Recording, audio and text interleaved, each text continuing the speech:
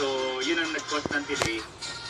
Sa kanina ng mga kontra sa Laysay, tinanggi ni Dera at ang 6 na NBI security personnel ang mga reklamong bribery, corruption of public officials, infidelity in the custody of prisoner at paglabag sa Anti-Graft and Corruption Act.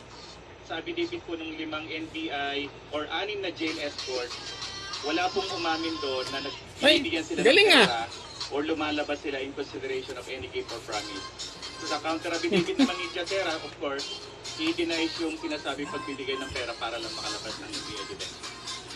Submitted for resolution ang mga reklamo. Ang DOJ at NBI na-discover namang may mga pribileyo si Dera bilang mayores ng kulungan tulad raw ng mas maayos na sleeping conditions at ibang pagkain. So yung iba po ay nagtipon-tipon sa isang maliit lang na kwarto. Si Jadera naman po ay may mas malaking lugar para makatulog. No report yet on the aircon. Doon naman sa pagkain po ay nakakapag-order pa din siya sa labas. No? Pero gate ng kampo ni Dera, si Dera ang may ganitong pribileyo.